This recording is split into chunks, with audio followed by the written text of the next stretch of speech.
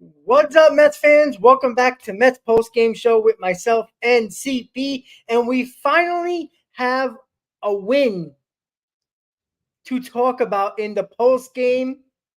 God bless America. Because, my God, it actually happened, Chris. It was actually a performance where it was a little shaky, but for some odd reason, I felt kind of confident that they were going to win this game. I don't know what it was. I don't know if, the bullpen pretty good. Christian Scott had a solid performance. I don't know. It just felt like, Lindor actually came alive in this game as he is highlighted in yellow in the lineup, and JD Martinez is highlighted in light baby blue. Chris, I mean, finally.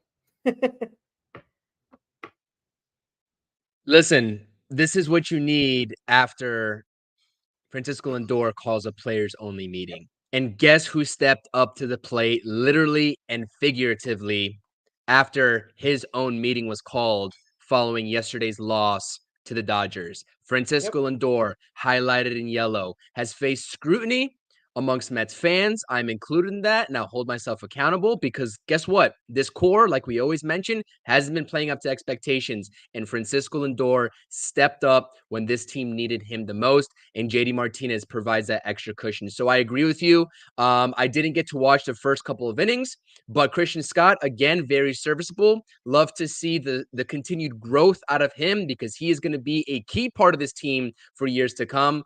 But baby steps. We're not going to get overly hyped about one win here. We need to keep stacking. There needs to be some consistency, which this team has lacked all season. But this is a good start, Rob. This is a good start.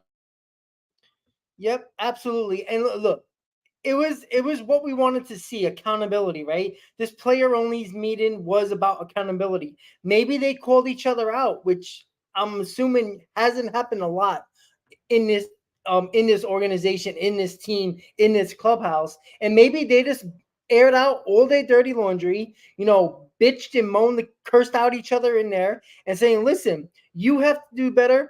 I have to do better. And accountability, hopefully, is what it takes just to, open up some eyes and say, my job's on the line. My Mets career is on the line. If they really care about being a Met in Alonso, McNeil, I know Lindor and Nimmo have long-term contracts, but if they want to have a winning team, if they want a relevant 2024, they have to start like they did today. They have to get the W. They have to go. Listen, they got to win a lot of games here. They're 10 games under 500. Yes, it's a nice W. There's a long way to go, but there is actually a long way to go until the deadline. There's still about 50 games to go. So a lot can happen during that time. And I'm not saying, win off 10 straight, which would be wonderful, get back to 500. But the goal is right now, get back to 500. That was probably what they talked about. Besides the accountability factor, no postseason talk, no deadline talk. Get to 500, and then we have a conversation about the rest of the season because it's pointless if you don't get there. And what I loved is that the guy who gets the most scrutiny, like you said, Francisco Lindor, he's one of the most hated Mets. And it's amazing to me because he is the second best player on this team. And right now, his stats are terrible. There's no like argument to say, oh, well, he'll come around. I don't know. I even said it in the pregame. He's been terrible. There's no way to go, no argument to say against that. But he stepped up today what we wanted to see. We wanted to see the big guys in this lineup. Yes, Alonso didn't play until late in the game, but the big guys in the lineup step up. Nimmo had a rough game today, but they have to move him from the 3-hole. We'll talk about that in a little bit. But Lindor stepped up. JD Martinez with the go-ahead home run in the 8th to win the ball game. And you know what? I want to talk about really quickly the infield in the 9th inning on those pop-ups when Nito couldn't find the ball. Vientos and Alonso took control of those pop-ups. I know it's a small situation and, they're professionals. They need to, somebody had to step up in that spot, but Nito had no idea what both of those pop-ups were. And Vientos and Alonso came in and took control.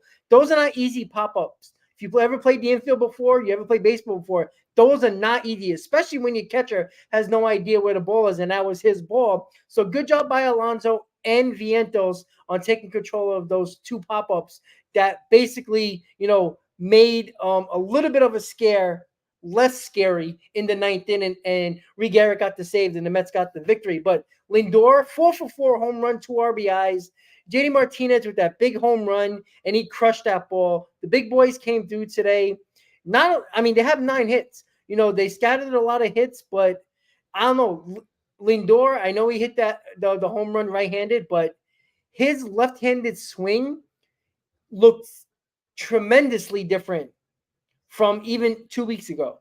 I don't know what it is, who talked to him. I don't know if he figured it out himself, but his left-handed swing has been much, much more leveled. And I love his swing when it's leveled because he puts the bat on the ball more and none of that uppercut nonsense that he's used to left-handed. So shout out to Lindor, Martinez, and Vientos, and Alonso for the game and the defensive performances that they had in the ninth. So listen, Chris, it starts with one win. That's all you can do. You can only play today's game. And they went out there after that meeting and won the first game after, I would say, D-Day, game 1. And that's what they got to do. I want to shout out Pete Alonso, man. Honestly, we saw this team take early infield practice today, earlier than they always go out there to start the game and start their days off. I believe Tim Healy was the one who tweeted that out, and how it's unusual how early they came out there today. It's funny that they waited till May 30th to do so, but nonetheless, I digress. I'm going to keep this more so positive here. But Pete Alonso, after getting plunked in the hand, x-rays are negative, figures out that it's a bone bruise. He's out there taking early infield work with the rest of the guys. Obviously, he was a part of that Francisco Lindor players only meeting. And that is what your core players need to do, whether you're leading by your voice and your words like Lindor, or you're leading by example, getting injured, getting taken out of the ball game with a scary sort of hand situation that has plagued Alonso in the past, but getting back out there when your team needs you the most and actually getting into the game and getting a hit. Go figure. Shout out to Pete Alonso showing that sort of grittiness and that toughness as well. He's also caught a lot of flack here. And I dropped a podcast episode way earlier today on my channel talking about this core 5 and the statistics here early on in 2024 and how it's not pretty, and how us as Mets fans, if we want to point any fingers at anybody, it's not David Stearns, it's not Carlos Mendoza, it's not the supporting cast and Narvaez, Nito, Beatty, Vientos, etc. It is the core 5. And I included, obviously, the obvious 4, Jeff McNeil, Nimmo, Lindor, and Alonso, but I included also Edwin Diaz into that conversation with this 5.40 ERA and his FIP in the mid-4s. Got to hold accountability.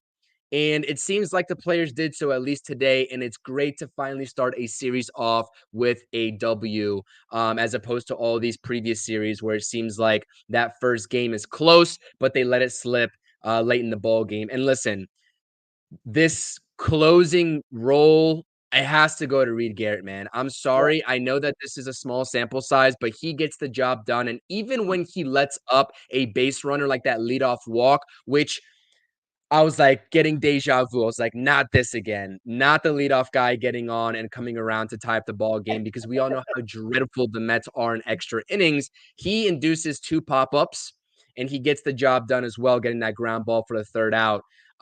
He needs to be the one closing these ball games no matter what, because I just simply don't trust in Adam Ottavino while Edwin Diaz is hurt, let alone the fact that we really can't trust Edwin Diaz right now anyways. It needs to be Reed Garrett. And that's what I fully believe. Yeah, Reed Garrett got the attitude. He's got that grittiness that you need from a closer. And again, he's our best option right now. And listen, we can't go to anybody else right now. Reed Garrett is the guy that feels like he can do it. How well, yet to be determined. He did well tonight. That's great. He could have easily blown up after that walk, but he bared down and got it done. So good for him. And hopefully that's good things to come for the Mets. And who was it in the chat? I kind of laughed at it. Oh, Jojo said, "What a novel idea! Practice." Allen Iverson approves. Yeah, practice. Yeah, so it's pretty. Yeah, like I said, look, it felt like today's game. I don't know if you noticed this, Chris. I mean, I know we both kind of went in and out of the game a little bit. We had the Rangers on, and we were both out and about. I actually fell asleep early in the game, but when I watched probably about 6 innings of the game in total, mostly the end of it, the the entire team looked focused on the bench. I know that's in the dugout. I feel like they were more involved while not being involved in the game for the bench guys, the guys that are not up at that moment, um, when they're hitting. Like it just felt like they were more involved. Like there was more guys cheering on the guys. Nobody bullshitting around in the dugout. Worrying about their own thing. They seemed like they were focused on the game and the the the situation at hand. Wherever is at, it just felt like they were more involved. Maybe that was talked about that. Enough people they were talking about that. Like, hey guys, we all got to be in this together. I see you nodding your head. What do you think about that? No, like that is very important. And that's something that we've talked about time and time again with this lifeless dugout. The camera pans to the dugout and it seems like no one's involved in the game. You got guys sitting up on the bench. Listen, we both played baseball. It's great as a player on the field at bat, in between pitches. You take a tough pitch or whatever. It's great to hear the support from your boys in the dugout. Whereas it's crickets, right? That we're used to sort of hearing and seeing with this Mets team. So if that's what it takes for them to just rally behind each other, even the guys in the dugout, like that is important. If you've played ball ever in your life, like that sometimes can just be a boost of confidence up there, especially when you're at the plate. So I like that you brought that up. And I really hope that that was an emphasis that the dugout needs to be more lively, more Yeah. engaged, and just supporting the boys because that has been something that us right here talking about this team last season and the early part of this season, we're like, these guys aren't engaged, minus Francisco Alvarez. He's the one guy that consistently is engaged in the game. Everybody else, sometimes when the camera pins there, and it could just be bad luck with the camera, but I doubt it if it's multiple times that the camera pans to the dugout and it looks lifeless. Yeah, that should have been a key emphasis. So I just wanted to state the importance of that. If you've Yeah. never played baseball, if you've never been part of a baseball team, this is not just baseball, right? This is just a team sport in general, right? Basketball on the bench, you hear you guys supporting you. Like it's just like a thing within sports. So, yeah, very important. Glad to see it. Yeah, and I talked about it in the pregame how some people in the chat were saying, "Oh, they don't have to like each other. They don't. You don't really need that nowadays. You need that type of camaraderie and chemistry. Not saying that you have to be best friends, go on double dates with you and your wives. Not talking about that, but in you see these people more often than your family during the season. You know, there can't be cliques in the clubhouse, in the dugout, in on a 26-man roster. You can't have guys in different parts of the corner of the dugout and then act like you're a team through the media when everybody notices it's not true. The chemistry needs to be there a little bit more. Get behind people, and that was the first. It was so noticeable, and I wouldn't be shocked if it was talked about on SNY, behind closed doors with the cameramen, and their digital people and directors and all that, because they're there every day. They see what's going on. I wonder if it was talked about and they heard a little bit of what went on in that players meeting, and they were like, we got to pan to the dugout. Let's see if it's true what they're talking about. And it really did seem like a noticeable difference. I mean, if I noticed it watching a few innings today, it was Right. obvious, and you Right. noticed it, and then I guarantee you a lot of people, it's probably gonna be talked about on X a little bit more when more people are talking about it. But it just felt like the entire game they were in it. That's why I felt like they were gonna win this ball game. How? I mean, I'd rather win 10-0, but it just felt like they were gonna win that ball game. Regardless, the Mets, another close game, and they pulled this one out because another close game, if they start to get better in these close games, they're going to keep on winning some games here. And you know what? The Diamondbacks are struggling right now. I know the Mets are bad right now, but the Diamondbacks are not playing well. You got to take an advantage of a team that's struggling, even when you're struggling. Rock bottom was right after the Dodgers series. You did what you had to Yeah. do with the player meeting. You came into this Arizona game knowing that you had 4 games left in this homestand. You got to salvage it somehow, some way. Win this series. You got to take at least 3 out of 4, maybe even a sweep to maybe have a 5-5 homestand, and maybe actually have a conversation like, okay, you know what? They're playing better. They're pitching better. They're hitting better. Things are coming back together a little bit. And maybe they can go on a little bit of a run in these last 50 games before the deadline. And we can stop talking about this nonsense at the deadline on who we're trading. Is this core what we think it is or not? We both put up polls today regarding the core. Who's the problem of this team, right? The players. You had the players lined up for people to vote. I had Stearns, Cohen, and the player and the core. So it's obvious that a lot of people are talking about it. And a lot of people are turning on all the players now. Not just one or the other, it's all the players now. It would be nice if the Mets fans can actually talk about, wow, this team turned it around and these guys finally stepped up and did their job. Today, day one, they did it.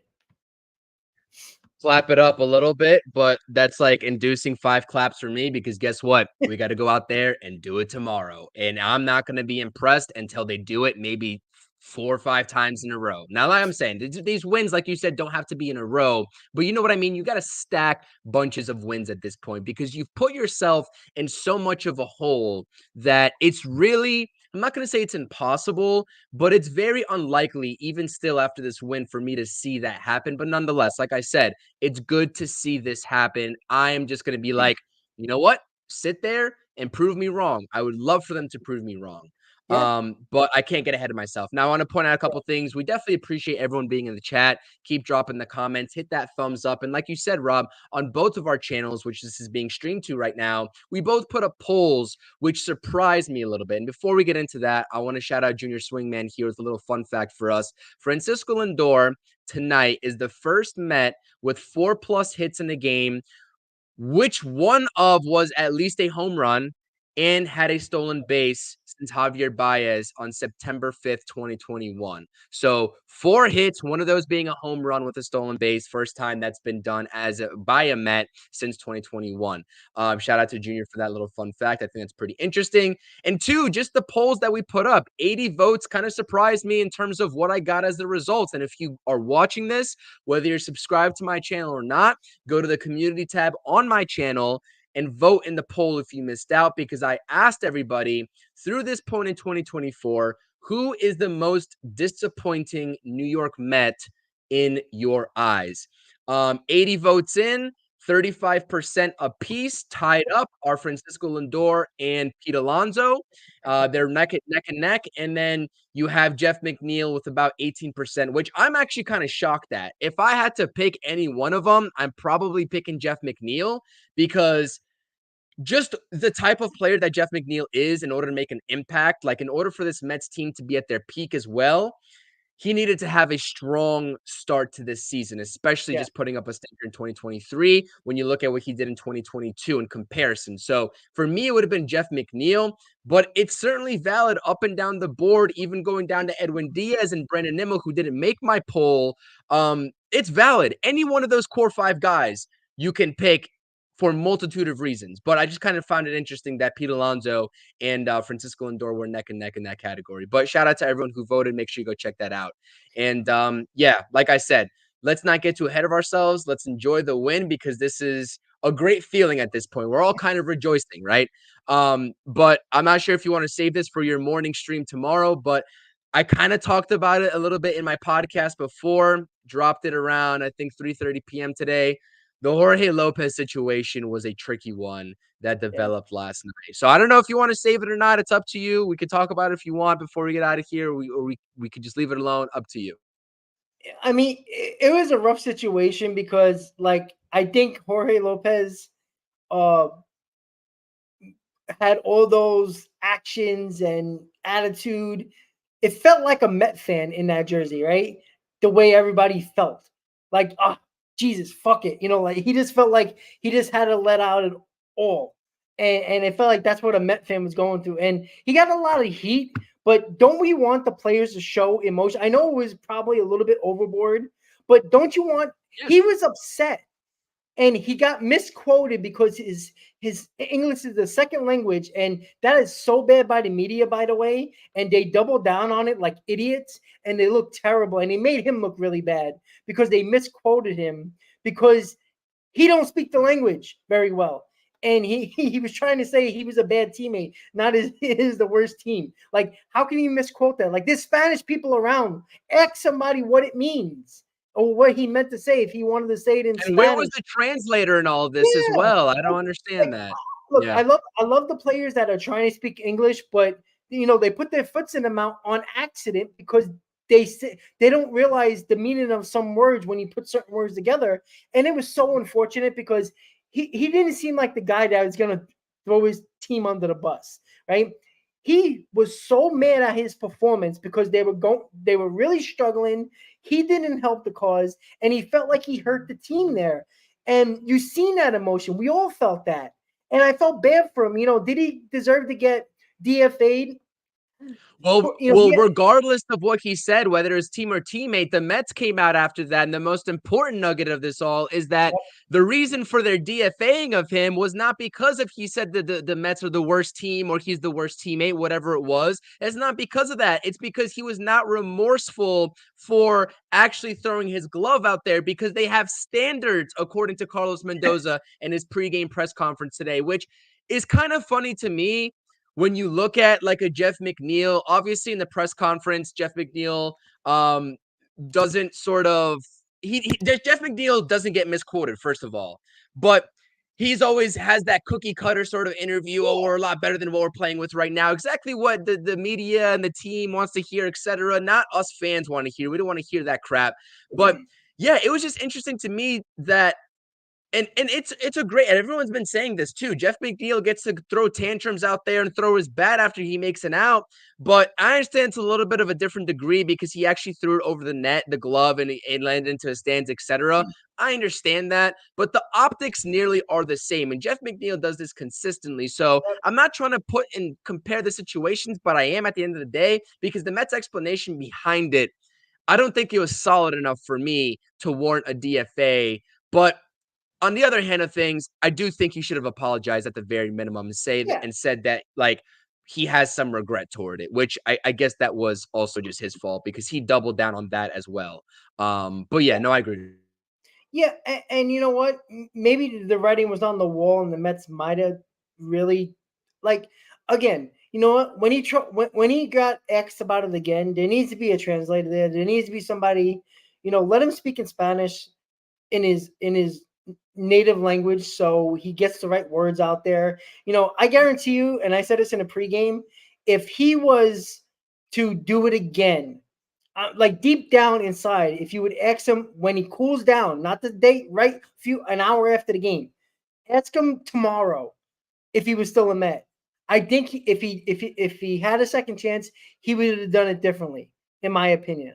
I feel like a lot of these players, they're hotheads, right? They obviously are. We've seen Lopez, his passion and his attitude and just the way he acts on the mound. He has a short fuse. And maybe that's what it takes to be a bullpen guy and a reliever in Major League Baseball. But I think of it like this. It's unfortunate, and talking about Jeff McNeil and throws a tantrum every single day, almost every single day, and nothing's talked about it. So that's bullshit. What Mendoza said and the organization said about standards. I'm sorry, there's no standards when you allow Jeff McNeil to be a child on the field every single day, and then Jorge Lopez, who is easily able to be DFA because of a contract. That's not the way. Like, just don't say nothing. Just say that we didn't like his. We didn't like his. You didn't have to say standards. If you wanted to DFA him, just say that we didn't like how he performed over the month of May, and that's why we decided to do it. Not about his antics on the field. If they would have Do said you that, think? good. Do you think if he apologized though and said that he regretted it, do you think he would have been DFA'd? I felt like he was going to be. I feel like he was. I think they had their mindset as soon as the antics on the field happened. But it's a double standard. We know that, right? If Lindor does the exact same thing, are they DFAing him? Are they trading him? Probably not. it's a situation where if you have a contract and it's too much money to get rid of you, for no reason, for free basically, and DFA you, we're not going to do it. So if Jorge Lopez was making Diaz type money, he would still be on this team. He's easily DFA'd because of his contract situation. And David Stearns, again, when you get on David Stearns' bad side, it's done. That's it. It's very simple. So, and he had a really bad May, and the Rangers just got a power play with 13 minutes to go. Which is great. So I'm kind of like looking over, just like yeah, double attention here. yeah. But I looked also, up, I'm like, oh, ju- tripping. Yes. yeah, just to So just to just to give like some people context as well before we sort of wrap up the Jorge Lopez sort of situation. It is unfortunate. He has battled some stuff in the past that we know of, right? The mental health issues that kind of came out when he was with a different organization. Believe, like, I'm not sure, I can't fact check this or not, but there's a lot of reports out there saying that his kid is also sick, something of that nature as well. So there's a lot of like external factors at play here, and these guys are human too. And at the end of the day, you have to understand that, right? And I think us as fans, we get caught up in the moment and we don't know the full story behind why a guy may react a certain way. Now, there's a certain part of the fan base and certain fans of the game that would say, regardless of what's happening in your personal life, don't bring that to work and don't let it affect you. I'm not one of those people, man.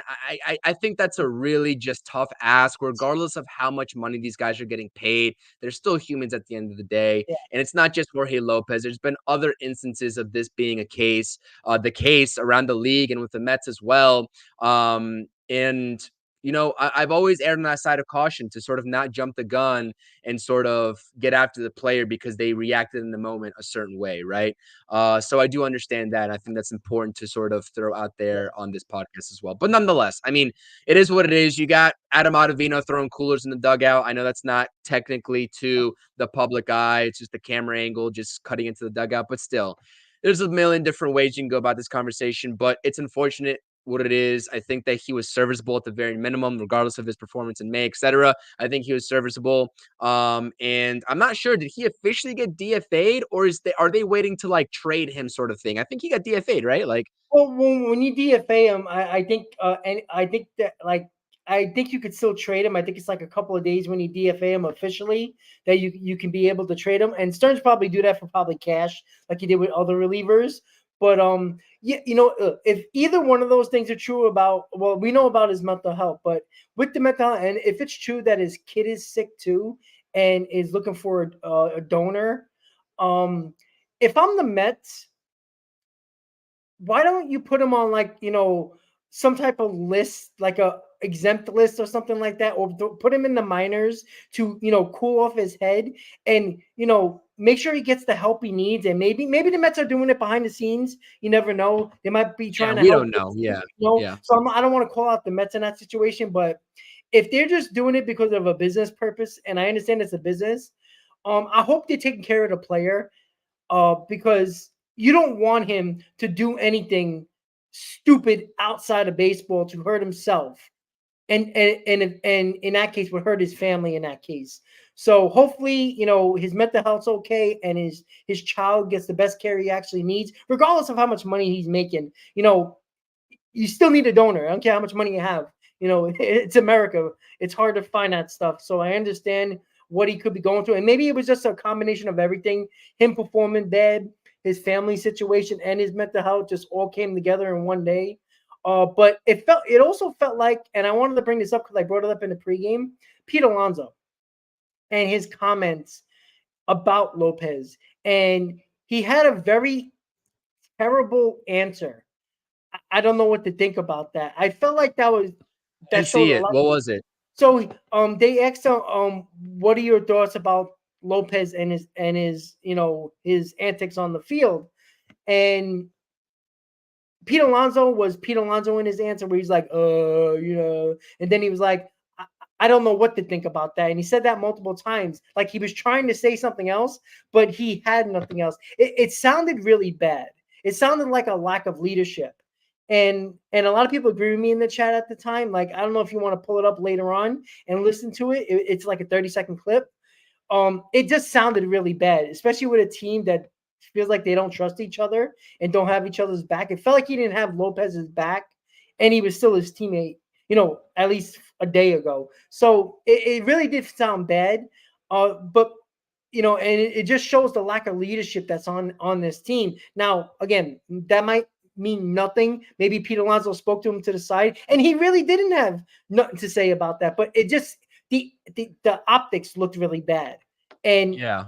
for a guy that I think for Pete Alonso, who seemingly seems like a good guy, it was very odd to have that type of answer through the media about a question that easily could have been said. You know what? He's my teammate. I got his back.